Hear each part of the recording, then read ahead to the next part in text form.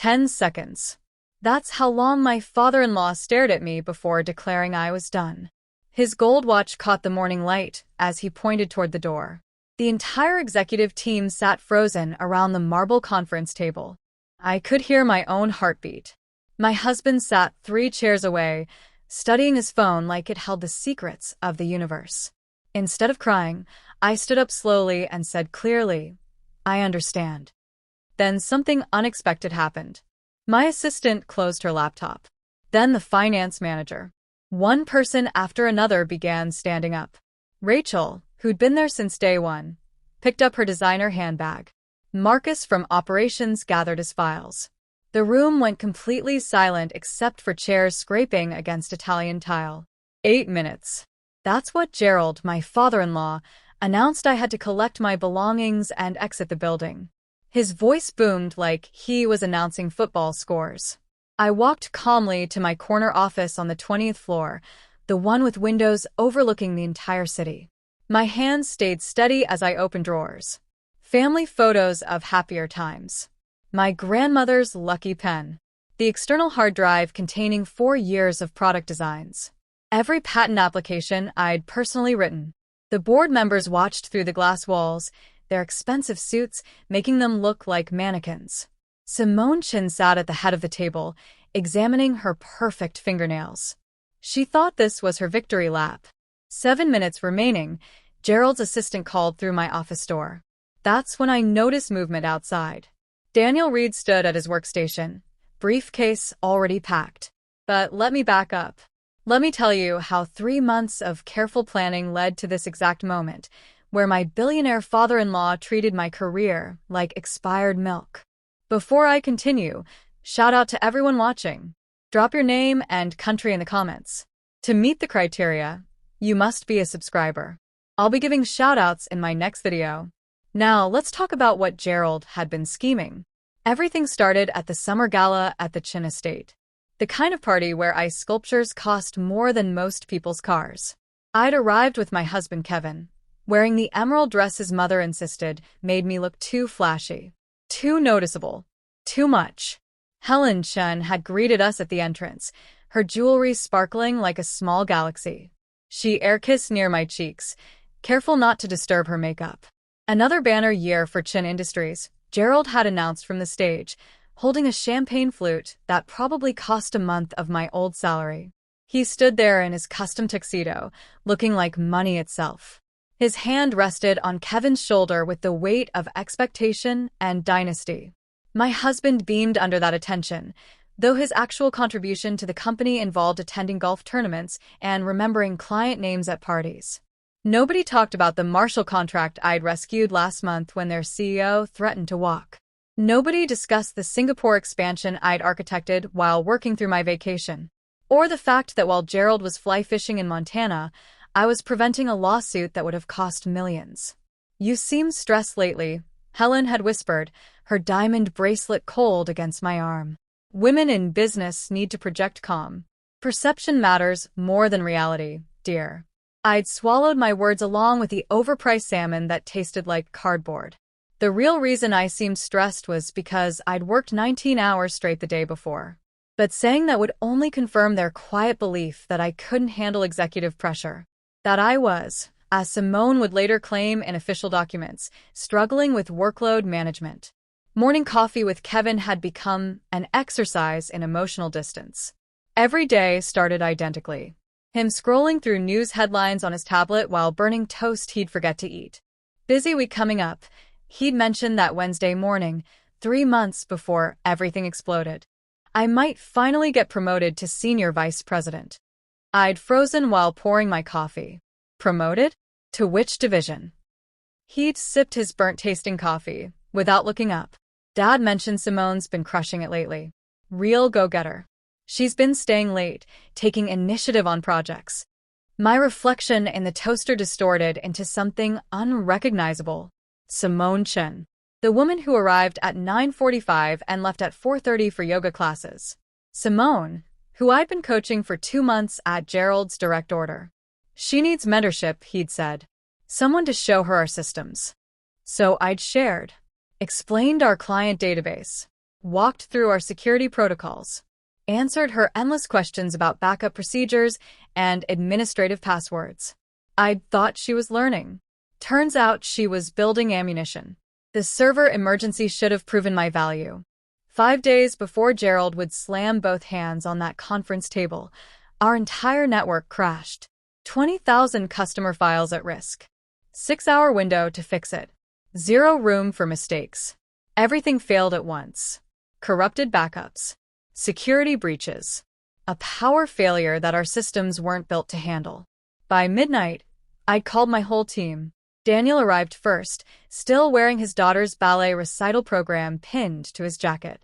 She understands, he'd said quietly, though I saw him watching videos his wife sent from the auditorium. Rachel came next, apologizing softly to her fiancé over the phone. I know it's your birthday dinner. I'll make it right, I promise. Then she dove into code like she was defusing explosives. Marcus Torres. Amy Lynn. The Chun twins, who worked together like they shared one brain. Everyone came, without hesitation. The conference room became our headquarters. Laptops everywhere. Energy drinks. Pizza that got cold before anyone remembered to eat. We're like some weird corporate family, Marcus had joked at 3 a.m, trying to eat noodles while typing. Yeah, except we actually chose each other, Amy had replied. Those words felt important somehow. We'd saved everything. Every customer file. Every contract. Every relationship. Gerald would never know we'd been one mistake away from losing millions in data and reputation. That was my job. Fixing disasters so quietly that nobody knew catastrophe had been knocking. Then the email arrived. The message that revealed the whole game. I'd been reviewing the Marshall files at midnight, preparing my promotion pitch, when it appeared. From Simone Chen. To me. Except it wasn't meant for me. Gerald, as we discussed, I successfully managed the Marshall crisis. The client was extremely satisfied with my leadership. Perhaps it's time we discussed restructuring. She appears to be struggling lately. Arrives looking exhausted most days. Fresh management might benefit her division. My laptop screen went blurry as I read it twice. 3 times. The Marshall crisis. The one I'd personally handled while Simone was posting vacation photos from Napa Valley. The rescue I'd coordinated while she was wine tasting. I'd forwarded it to my personal account without thinking. Some survival instinct kicking in. Then I'd sat in our home office in yesterday's wrinkled shirt, finally understanding that dedication looked like weakness to people who'd never genuinely worked. 6 minutes. Gerald's voice cut through my memory like breaking glass. The executives remained motionless, but through the glass walls I watched Rachel stand up. Then Daniel. Then Marcus. One after another. My team. My chosen family. Beginning to rise. 5 minutes, Gerald called, but his voice sounded underwater now. Through those glass walls, I could see the entire floor frozen. Amy had her phone halfway up. The Chin twins stood at their matching desks with identical shocked faces. I reached for the framed picture from our project celebration. The one after we'd worked 4 days straight on the Patterson launch. My fingers touched something else. A flash drive taped under my desk drawer, where I'd backed up every email, every document, every piece of proof that might matter someday. Apparently, someday was now. That morning had felt wrong from the elevator. I'd arrived at 7:15. The security guard usually smiled and asked about my weekend. Today he'd stared at his computer. The elevator was too quiet. The floor felt like it was holding its breath. When I'd reached the boardroom to set up my presentation about our division's growth, Simone was already there.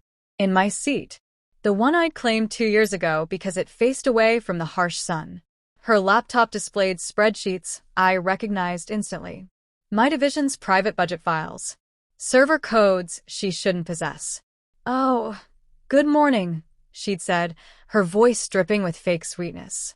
Gerald asked me to review these before our meeting. You don't mind, right? It wasn't really a question.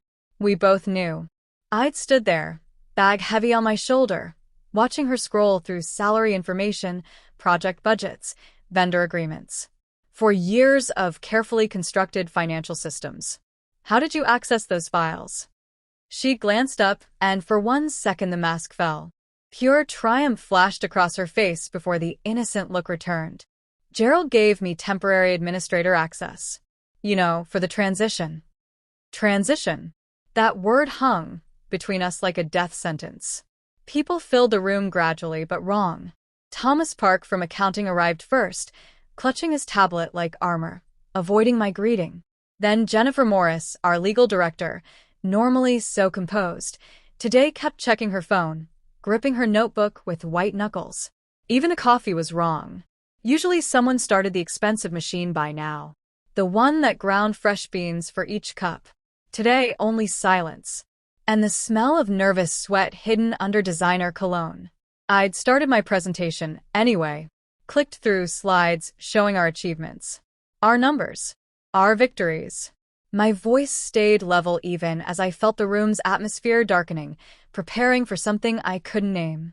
As you can see, we've exceeded every goal by. The door didn't open. It exploded. The handle smashed the wall hard enough to dent it.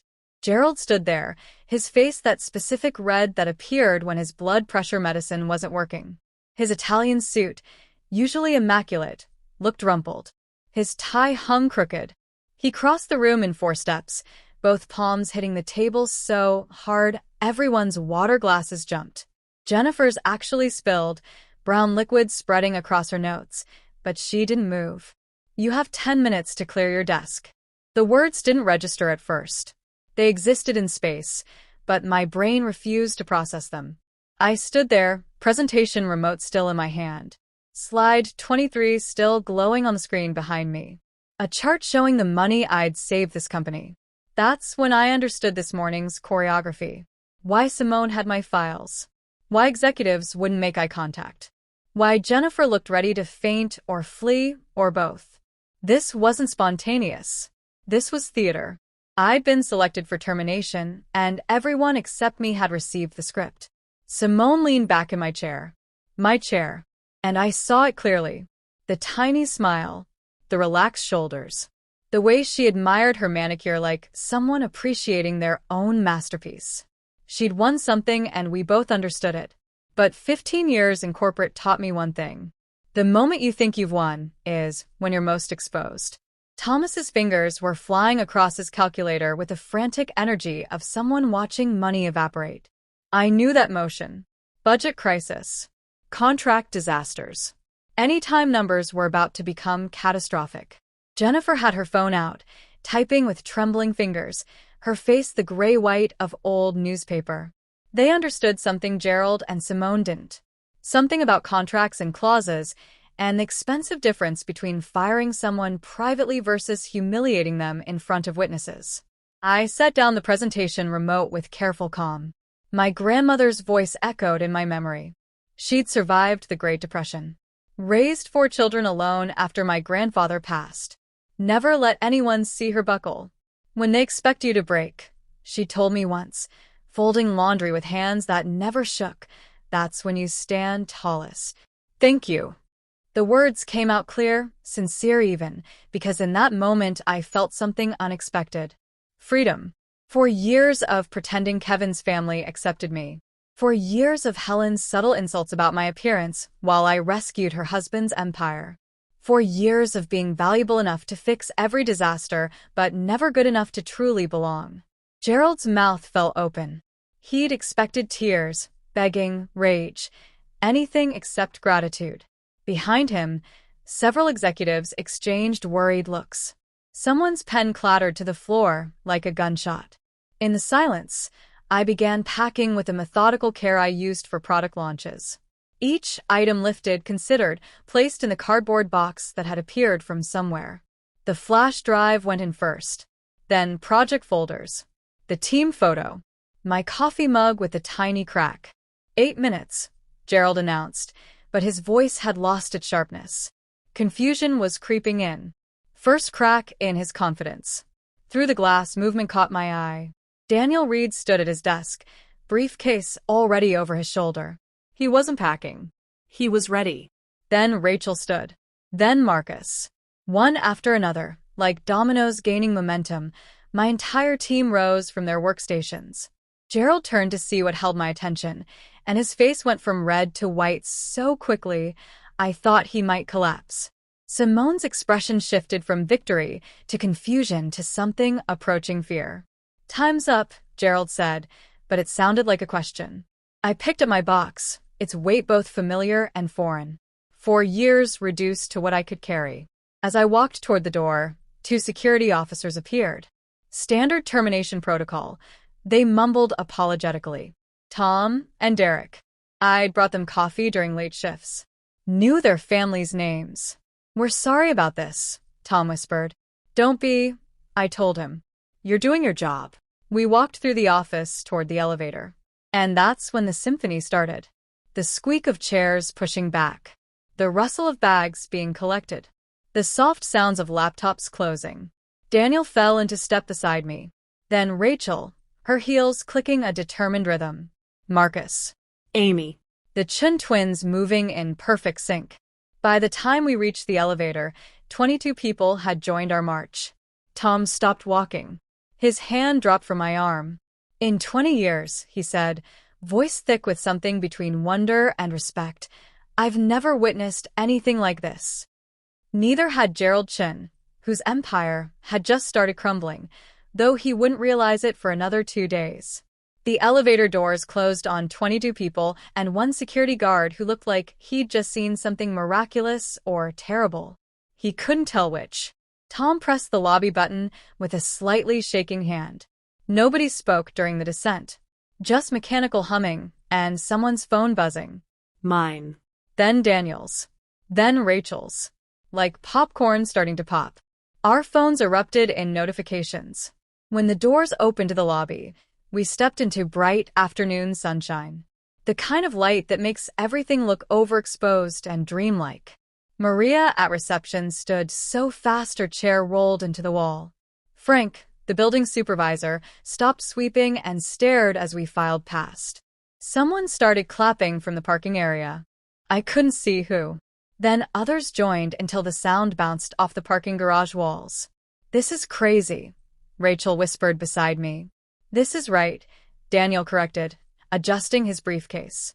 We stood in that parking lot, 23 people blinking in harsh light, phones buzzing like angry bees. The Chun twins were already on laptops, sitting on the concrete divider, typing frantically.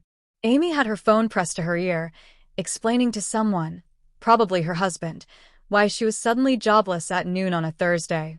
"I should leave," I said to nobody specific. My car keys felt strange in my hand. "We all should," Marcus replied, but nobody moved. We stood there like shipwreck survivors, not quite ready to leave sight of the sinking vessel. The drive home took 23 minutes. I know because I watched the clock the entire way, unable to focus on anything else. My phone, tossed in the passenger seat, continued its electronic fit. For times I reached for it at traffic lights. For times I pulled back. Kevin's car sat in the driveway. Of course. He worked from home Thursdays and Fridays, a privilege Gerald had granted his son but would never have considered for anyone else, especially not me, despite my longer service and higher rank. I sat in my car for 2 full minutes, engine off, listening to metal ticking as it cooled. The house we'd bought 2 years ago with help from his parents for the down payment, naturally, looked identical to when I'd left this morning. Same maple tree in the yard. Same broken porch, light we kept forgetting to fix. Same life, except everything had changed. Kevin met me at the door, laptop still in one hand, confusion written on his face. Behind him, I could see his home office setup, 3 monitors glowing with spreadsheets he probably didn't understand. "Why are you home? Are you sick?" Then he noticed the box in my arms. His expression cycled through emotions like flipping channels. Confusion. Concern. Understanding. Anger. Dad called. His voice was flat. "He says you had a breakdown in the meeting. Says you became emotional. Had to be removed by security." I set the box on our hallway table. The one his mother had given us that I'd always thought was too fancy for our space. "Is that what he said?" "He said you've been overwhelmed lately. That Simone had to cover your mistakes. That he had no choice." I pulled out my phone, ignored the 100 notifications, and found the forwarded email. Simone's email. The one claiming credit for the Marshall contract. The one calling me struggling. The one that was clearly part of a longer conversation with Gerald that I'd never seen. Kevin read it once. Then again. His jaw twitched. The tell he'd inherited from his father that appeared when reality didn't match the story he'd been told. This is, he started, then stopped. When did she send this? 3 months ago. Accidentally sent to me instead of your father. And you didn't tell me. It wasn't a question. Would you have believed me? Or would you have said Simone made an honest mistake? That your father would never scheme against his own daughter-in-law? The silence stretched between us like a chasm. Kevin set down his laptop, ran both hands through his hair. Another inherited gesture. I need to think, he said, grabbing his keys from the hook by the door. I just need to think. Kevin. But he was already gone, the door closing with a definitive click that sounded like punctuation. I stood in our hallway, still in my work clothes, surrounded by the life we'd built on a foundation that was apparently quicksand. My phone rang. Unknown number. I almost didn't answer, but something, instinct, exhaustion, curiosity, made me swipe accept. Please don't hang up. Jennifer Morris's voice barely above a whisper. I'm calling from the restroom. The executive restroom on 18. The one nobody uses. Jennifer, your contract. The clause about hostile termination. Gerald never read it. Legal reviewed it 4 years ago when you were hired, but he just signed where I told him to sign. Her words poured out like water through a broken dam. The humiliation penalty alone puts your severance at $900,000. But with documented harassment, the public nature of it, 22 witnesses, we're looking at millions. Millions. Why are you telling me this? The sound of running water. Because in about 2 hours, Gerald is going to understand what he's done. And when he does, he's going to blame me. Say I should have prevented it. I've worked here 15 years. I've covered for his temper, his affairs, his questionable choices. But this is going to destroy my career. Jennifer, can we meet tomorrow? Somewhere nobody from Chin Industries would go. I have documentation. Things you should know. Things that might help us both. The call ended before I could respond. I stood there, phone in hand, when it immediately buzzed again. Ryan from my former team, had sent a screenshot. A chat group called The Walkout with 312 members before they shut it down. The messages were a flood of shock, support, and panic. Did this actually happen? 22 people walked out. What happens now? Is the Marshall Project dead? Who's going to maintain the network? My LinkedIn showed 63 notifications. Emails flooded in. For competitors had already contacted me with variations of, heard what happened, and let's talk. But one email made me stop breathing. Victoria Chong, the venture capitalist who'd rejected Gerald's pitch 8 months ago, telling him his company lacked visionary leadership. Her message was 3 sentences. Your team's loyalty is worth more than Chin Industries' entire valuation. Let's build something. Call me. I was reading it for the 5th time when the doorbell rang. Helen Chin stood on my porch at 10 o'clock at night, makeup smudged, holding a brown folder like it might explode. May I come in? Helen asked. And for the first time in 4 years, she looked breakable. Not the polished society queen who commanded charity galas and country club committees, but a woman carrying weight she could no longer bear alone. I stepped aside. She entered my home, the home she'd helped finance but never truly welcomed me into, and stood awkwardly in the entrance, clutching that folder like a confession. Kevin's not here. I know. I waited until I saw him leave. She followed me to the living room, sitting on the edge of our sofa, as if she might need to escape at any moment. Gerald fired his own cousin this way 18 years ago. Edward. He was operations director. Had been with the company since the start. She opened the folder, revealing aged board meeting notes, old emails printed on paper that had yellowed with time. Edward questioned one of Gerald's choices publicly. Not even criticized it. Just ask questions. Gerald gave him 15 minutes to pack out. The family never healed. Edward's marriage fell apart. His children won't speak to Gerald. 18 years, and the wound still bleeds at every gathering. Why are you telling me this now? Helen's laugh was bitter. Nothing like her usual musical society sound. Because I've watched my husband destroy people for decades, telling myself it was business. That powerful man had to be ruthless. But watching him do it to you, someone who saved his company while he was playing golf, someone who made my son happy even if we never showed it, I can't pretend anymore. She pulled out another paper. This is from 7 years ago. Michelle Roberts, VP of Marketing, fired in a board meeting for disrespect. She'd suggested Gerald's strategy was outdated. Another paper. 4 years ago. James Wu, head of innovation, terminated publicly because he'd received a job offer from a competitor and Gerald wanted to make an example. They choose the easy path, Helen continued, and now she was looking directly at me. Gerald and Kevin both. They avoid conflict by creating bigger conflicts. They'd rather destroy relationships than admit fault. I've enabled it for 30 years. And I'm sorry. Her embrace was unexpected, fierce, and brief. She left the folder on my coffee table and vanished into the night, leaving me with evidence of a pattern I'd been too close to see. My phone rang at 3:12 in the morning. I'd finally dozed off on the couch, still in my work clothes. The folder's contents spread across the coffee table like evidence at a crime scene. Please tell me you're awake. Jennifer Morris's voice was pitched high with panic. I am now. Simone destroyed everything. She tried to prove she could handle your systems. Wanted to show Gerald she didn't need transition time. She was trying to access client files, but deleted the main product database instead. I sat up abruptly, completely awake.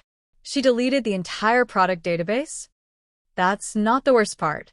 She tried to fix it herself. Didn't call IT. Didn't follow protocols. She ran some recovery program she found online. It corrupted everything.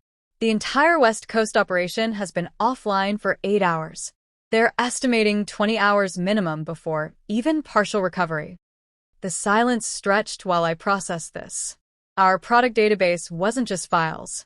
It was 13 years of design work, customer specifications, custom configurations, support history. The DNA of the company's product relationships. How much? I asked. Conservative estimate? 60 million in immediate losses. That's not counting the clients we'll lose, the lawsuits, the reputation damage. Jennifer's voice cracked. She's been in the bathroom crying for 3 hours. Gerald has been screaming at everyone. He threw a computer monitor. Actually threw it at the wall.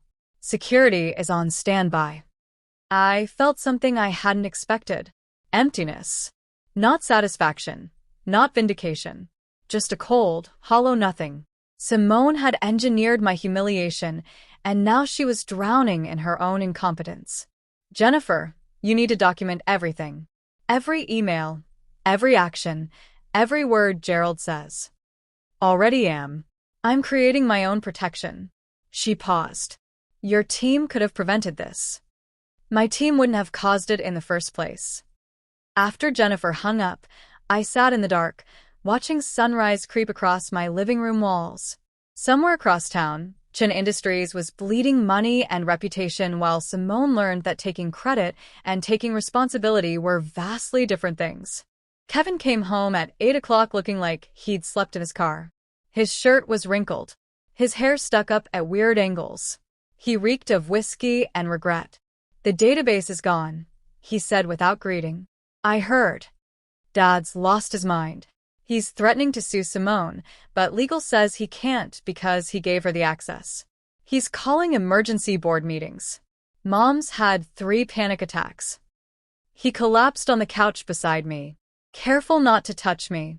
He wants me to convince you to sign an NDA and make this disappear quietly. Make what disappear?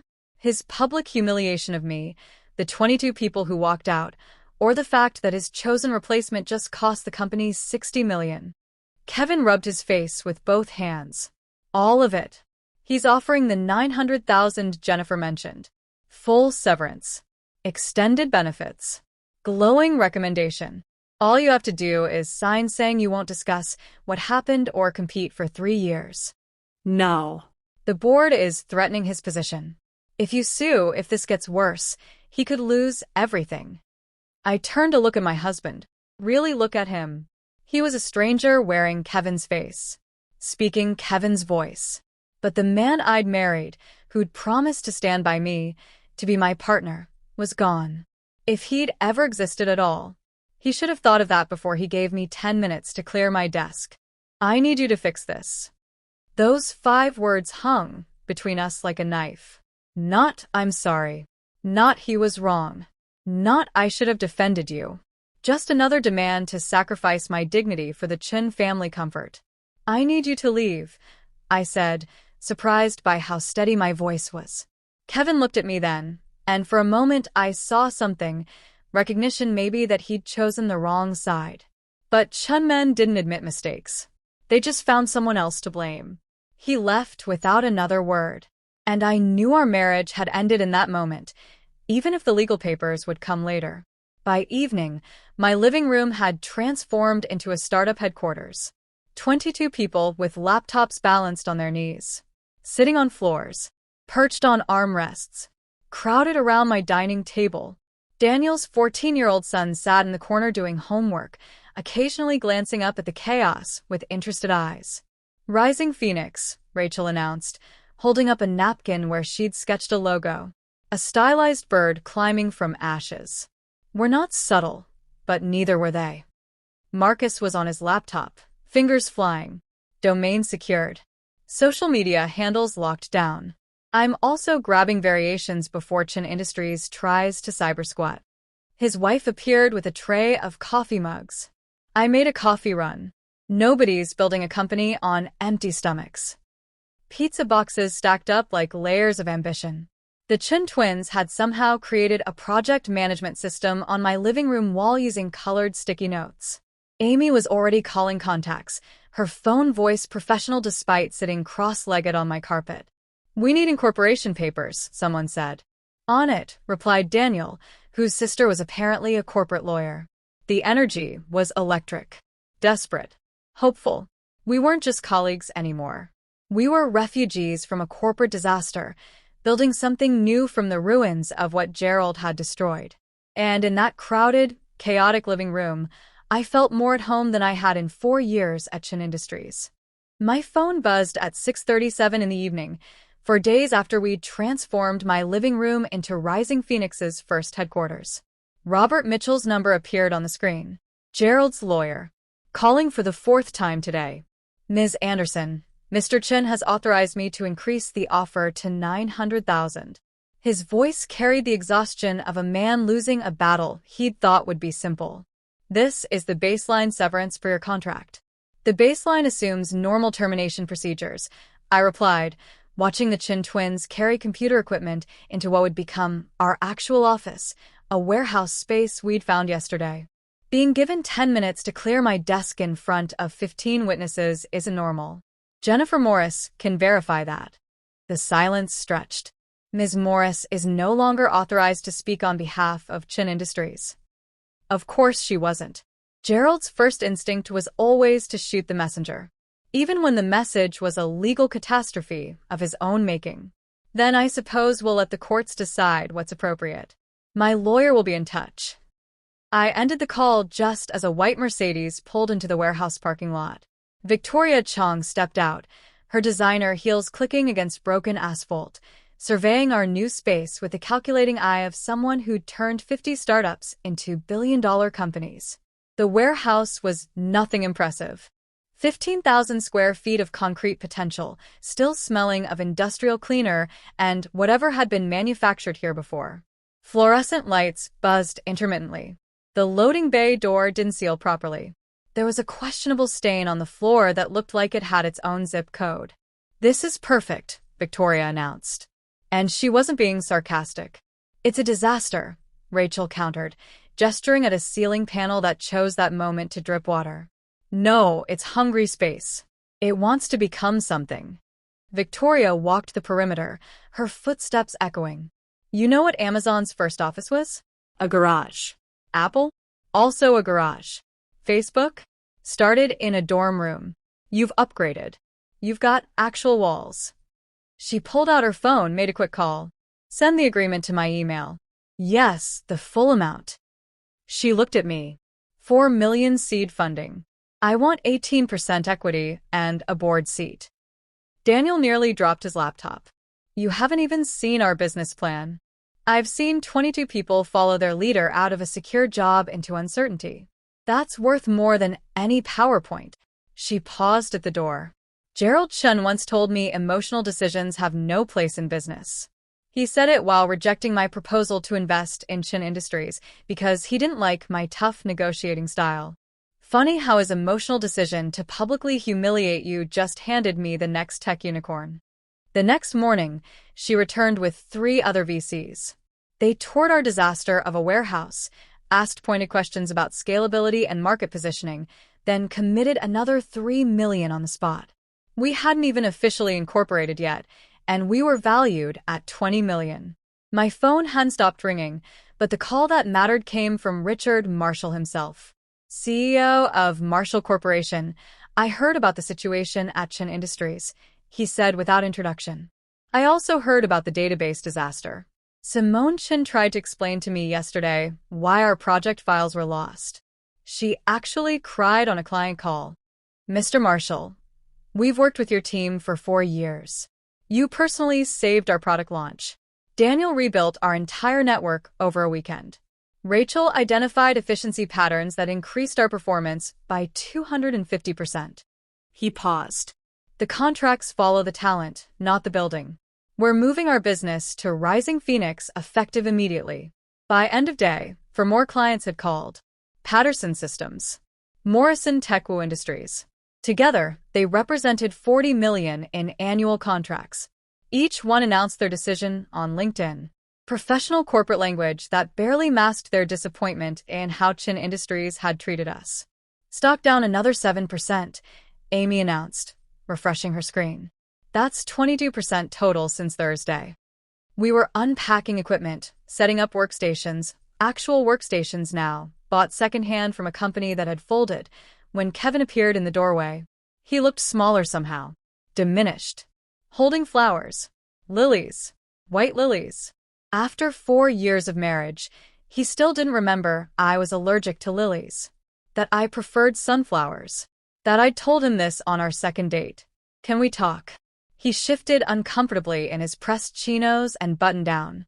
His father's uniform, adopted without question.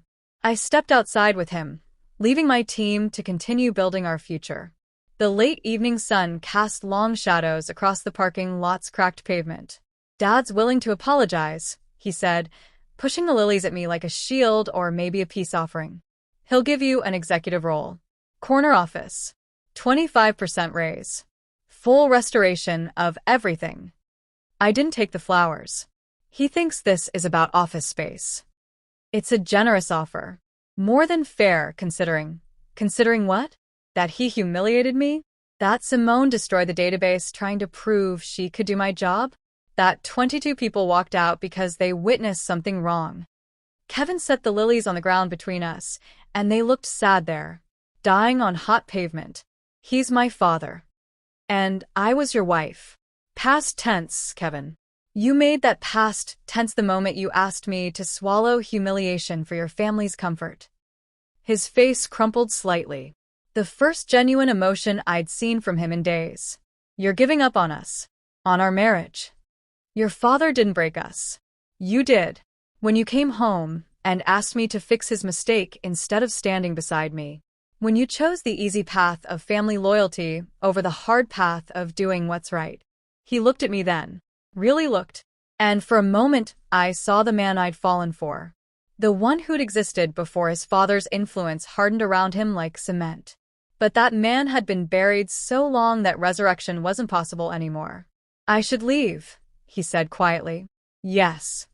He walked back to his car, the BMW his father had bought him, naturally, and drove away.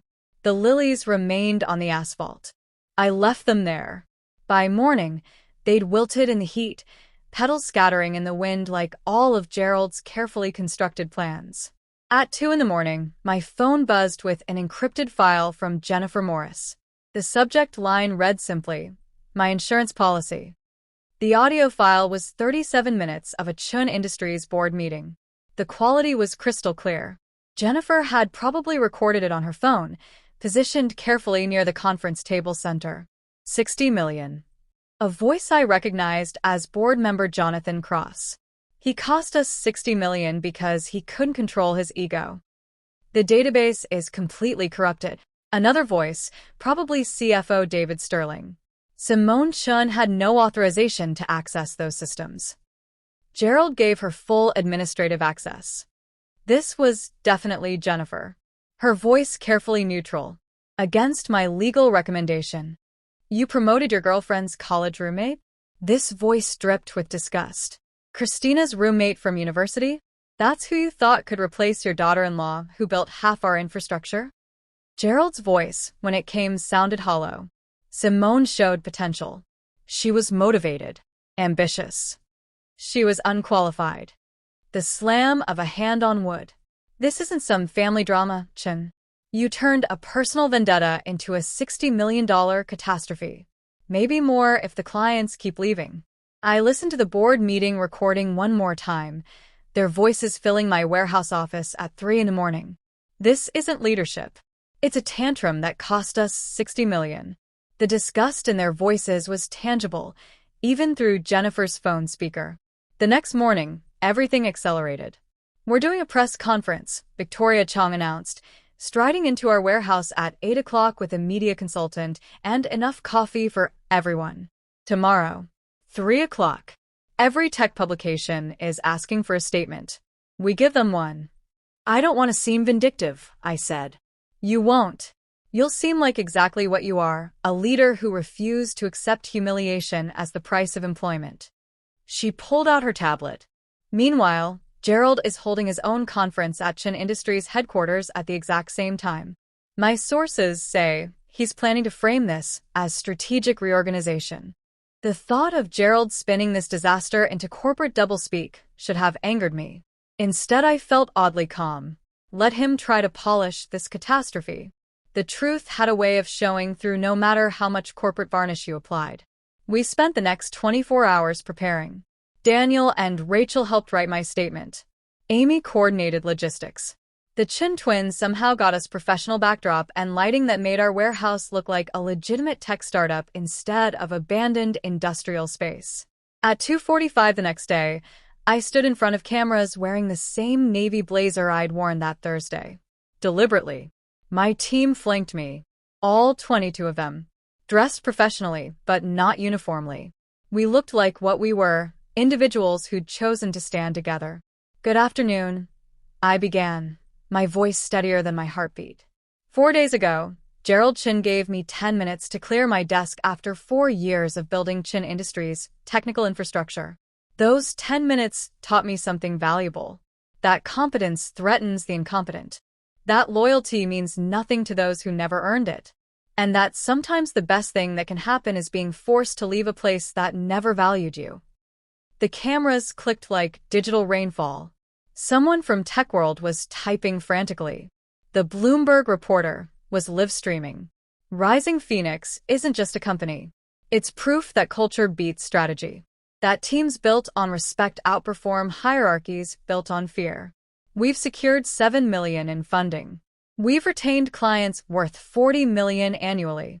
We've done in 4 days what Chun Industries claimed would take years. Because we have something they lost. Trust. Meanwhile, across town, my phone was lighting up with texts from people watching Gerald's simultaneous conference. Jennifer sent a play-by-play.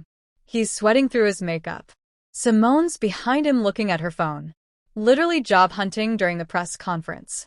He just said, strategic restructuring for enhanced efficiency, and a reporter actually laughed out loud. Someone shared a screenshot from the financial networks. They were showing both conferences on split screen. Me, calm and surrounded by my team.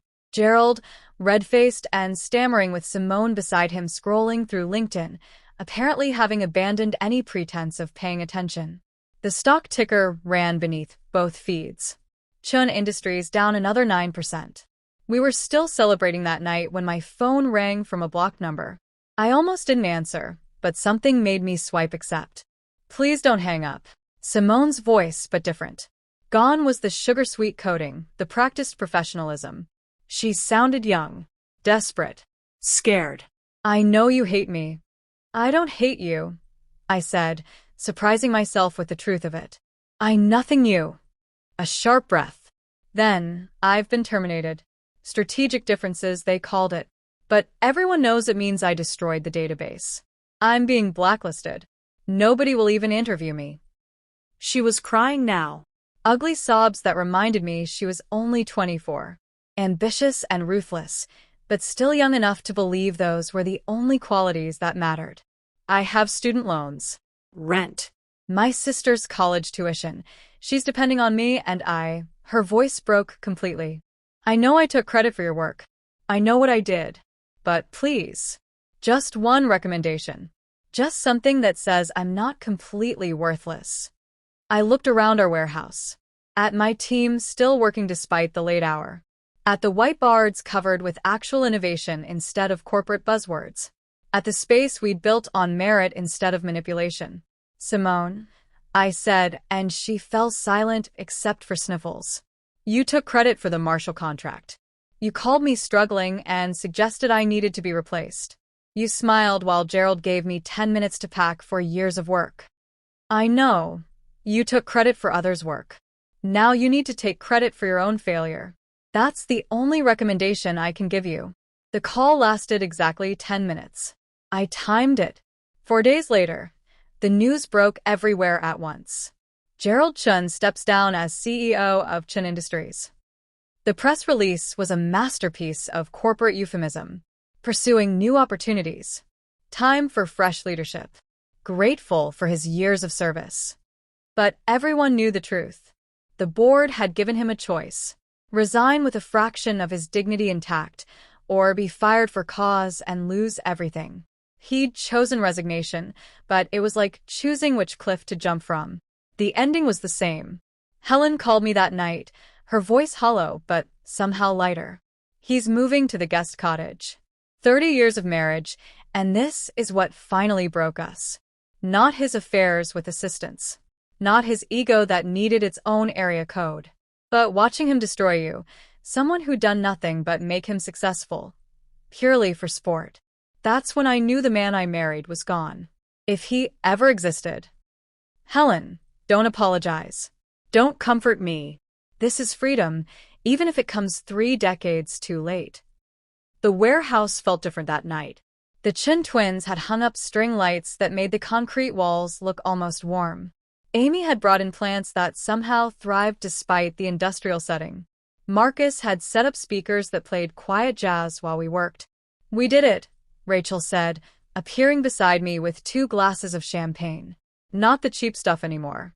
Victoria had sent cases of the real thing. Did what? We won. David beat Goliath. The Empire struck back, but the rebels won anyway. Choose your metaphor. Frank, the building supervisor from Chin Industries who joined us the second week, raised his broom in the air like a torch. The same gesture from that Thursday, but different now. Then it had been solidarity. Now it was victory. To second chances and first-rate revenge, he called out, and everyone raised their glasses. But I wasn't thinking about revenge anymore. I was thinking about the contract we'd just landed. The one Chin Industries had been pursuing for 3 years. Global Tech, whose CEO had called personally to say, we watched the press conferences. We saw how Chin Industries treats the people who built their success. We choose to work with builders, not destroyers. Our valuation had hit 60 million. Not bad for a company that started in my living room with pizza boxes and panic. It's not revenge, I told Rachel, watching my team, my chosen family, working late because they wanted to, not because someone was counting their hours. It's just success. The revenge is just a side effect. But somewhere across town, Gerald Chin sat alone in a guest cottage behind the mansion he could no longer afford. His empire reduced to rubble in less than a month. Learning too late that when you give someone 10 minutes to pack their life, sometimes they take everything with them when they go. The champagne had gone flat by morning, but nobody cared. We were still riding the high of our $60 million valuation when Jennifer Morris walked through our warehouse door at 8:17 carrying a banker's box and wearing an expression I'd never seen on her face before. Determination mixed with something darker. "I need 10 minutes of your time," she said. And the irony of that specific number wasn't lost on anyone. She set the box on my desk, a real desk now, bought from an estate sale, scarred but solid. I've been Chin Industries' legal director for 15 years. I've watched Gerald destroy careers, break employment laws, cover up harassment claims. I documented everything. She opened the box, revealing folders meticulously labeled by date and violation type. Every illegal termination. Every settlement we paid to keep people quiet. Every time he screamed at someone until they cried, then had me write paperwork saying they resigned for personal reasons. Daniel looked up from his laptop. "Why keep all this?" "Insurance," Jennifer said simply.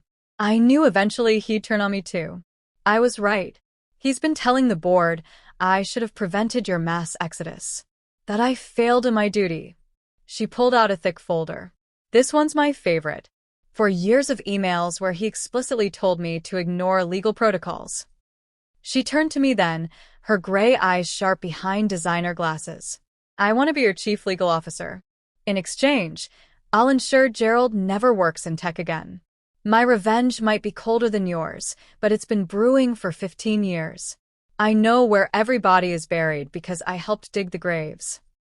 Rachel whistled low. "That's dark." "That's business," Jennifer corrected. He taught me that.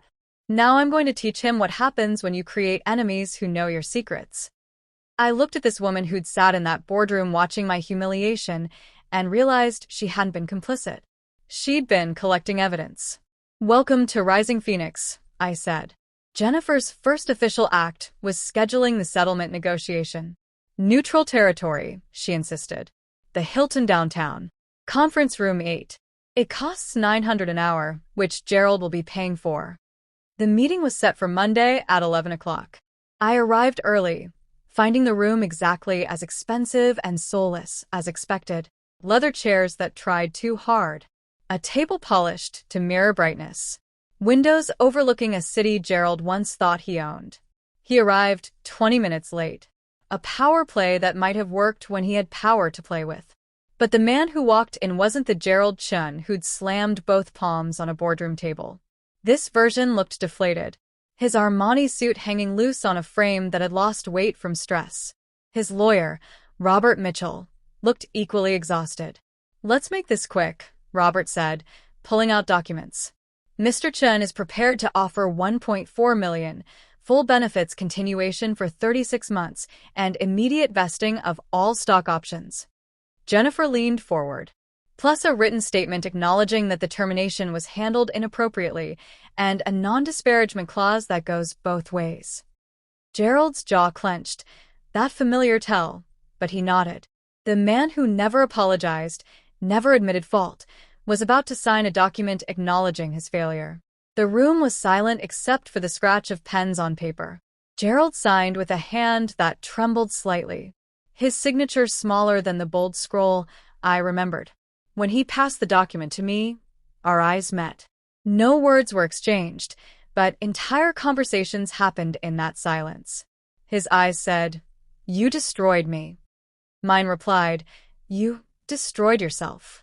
His said, "I gave you everything." Mine answered, "You gave me 10 minutes." As I endorsed the check, $1.4 million, more money than my grandparents had seen in their lifetime, I felt something I hadn't expected. Not satisfaction or vindication. Just emptiness. The hollow feeling of winning a war that should never have been fought. Gerald stood to leave, then paused at the door. For a moment I thought he might speak. Might finally say something real. But Chunmen didn't apologize. They just retreated to lick their wounds in private. After he left, Jennifer pulled out her phone and showed me something that made my breath catch. Security footage from Chun Industries dated the day before Gerald's resignation. "Tom from security sent this to me," she said. "He thought you should see it." The grainy footage showed Gerald standing in what had been my office. now completely empty. The timestamp read 10:32 at night. He was alone, speaking to the empty room, though the security camera didn't capture audio. He stood there for 30 minutes, Jennifer said. Tom could read his lips for part of it. He kept saying, I gave her 10 minutes. She took everything. He's wrong, I said quietly. He took everything from himself. I just refused to go down with his ship. Jennifer nodded. Tom wanted you to know something else.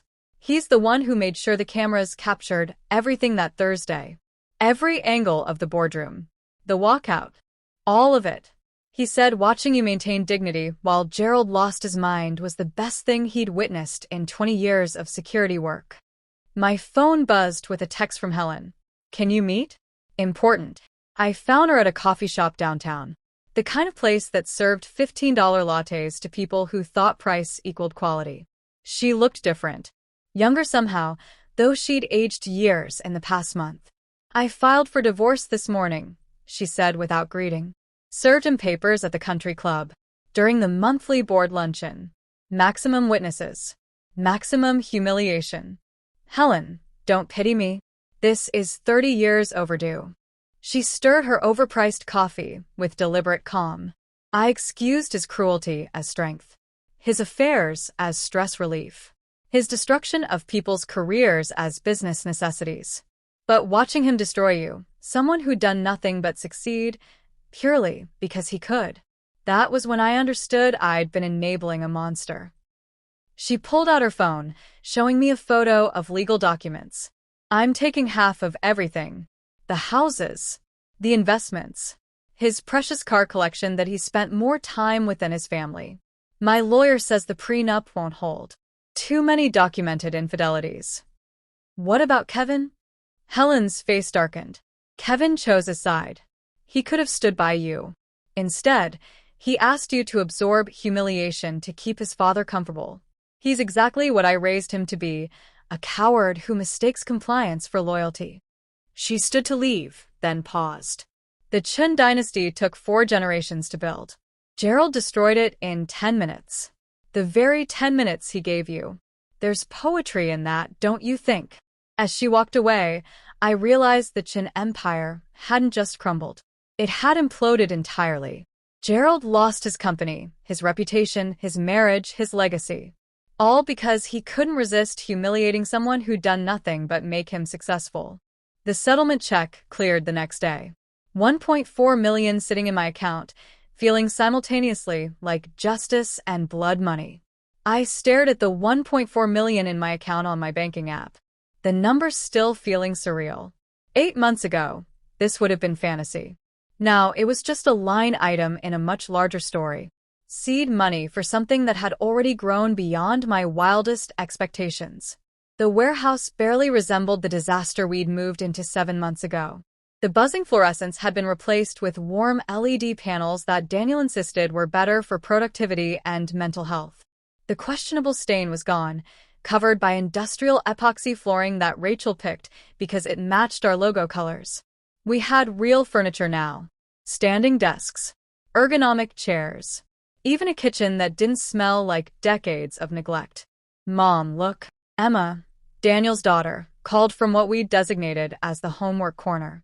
She held up her science project. 96%. Marcus helped me with the physics last week. This had become our rhythm. Emma did homework here after school, while Daniel worked.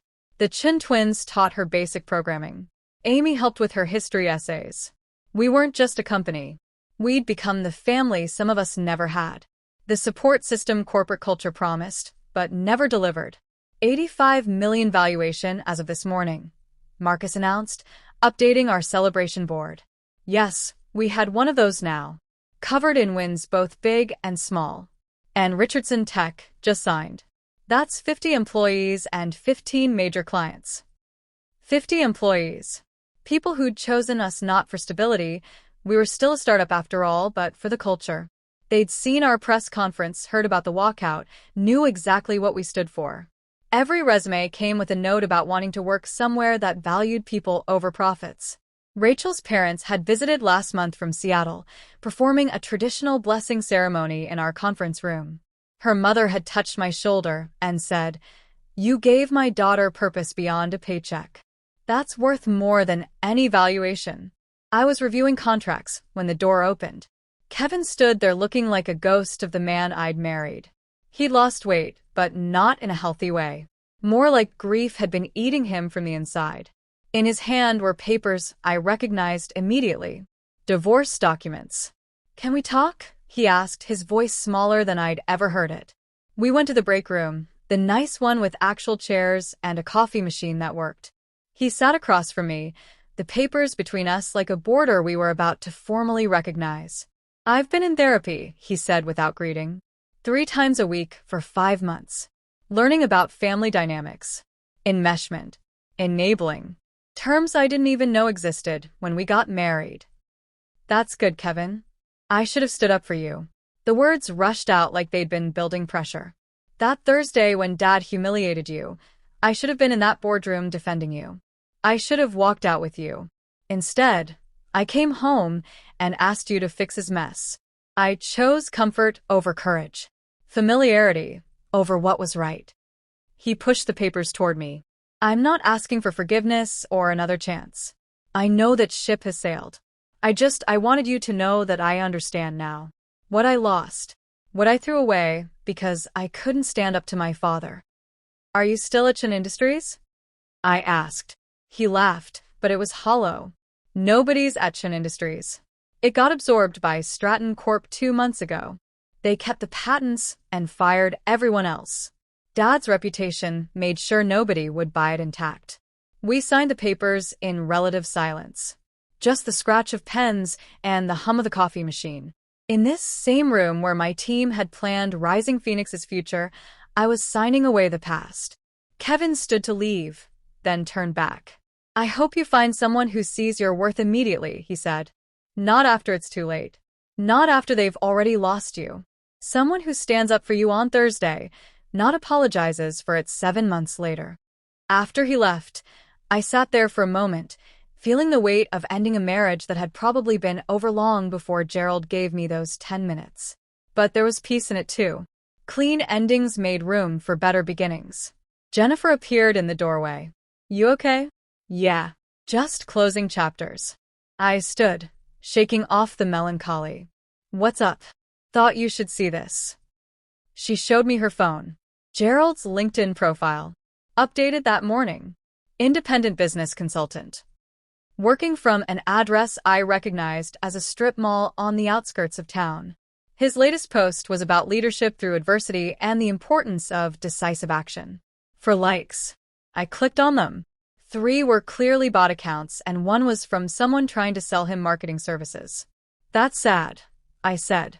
"That's consequences," Jennifer corrected. "He works alone from a rented office above a tax service. No clients, no prospects, no future in tech. His reputation is so toxic that even desperate startups won't touch him." I thought about the Gerald who'd stood at the head of his conference table, emperor of his domain, counting down my professional execution. Now he had infinite time and nothing to fill it with. No employees to terrorize. No board to impress. No family to come home to. Just an empty office and LinkedIn posts that nobody read. "Do you feel bad for him?" Jennifer asked. "No," I said honestly. "I feel nothing. He's just a cautionary tale now. A footnote in Rising Phoenix's origin story." That afternoon, we held our weekly all-hands meeting. Not in a sterile boardroom with people checking their phones, but in our open workspace with everyone genuinely engaged. The Chin twins presented their new framework. Amy outlined the client growth trajectory. Frank, yes, he was our official chief morale officer now, announced Friday's team launch. Looking at these 50 people who'd chosen to build something with us, I thought about those 10 minutes. How they'd seemed like an ending but were actually a beginning. Gerald had given me 10 minutes to pack up my professional life. In return, I'd gained a real family, a company built on respect, and the knowledge that when you refuse to accept humiliation, you often find dignity waiting on the other side. "Hey," Rachel said, appearing beside me. "Victoria Chong just called. Forbes wants to do a feature on us." The company that rose from a 10-minute firing. I smiled. Tell them yes, but make sure they know we're not the story of a firing. We're the story of what happens when good people refuse to let small people make them smaller. The warehouse hummed with productive energy. Somewhere across town, Gerald sat in his strip mall office, probably refreshing his LinkedIn to see if anyone had liked his latest post about resilience. The difference between us wasn't that I'd won and he'd lost. It was that I'd learned 10 minutes could build an empire while he was still trying to understand how 10 minutes had destroyed one. If this story of corporate karma had you rooting for justice, hit that like button right now. My favorite part was when 22 employees silently stood up and followed her out, turning humiliation into revolution. What was your favorite moment? Drop it in the comments below. And don't forget to subscribe to Glow Girl Revenge for more incredible stories like this. Don't miss what happens when ordinary people stand up to powerful bullies and win. Thanks for watching, and remember, sometimes the best revenge is simply refusing to stay down when someone tries to knock you out. See you in the next story.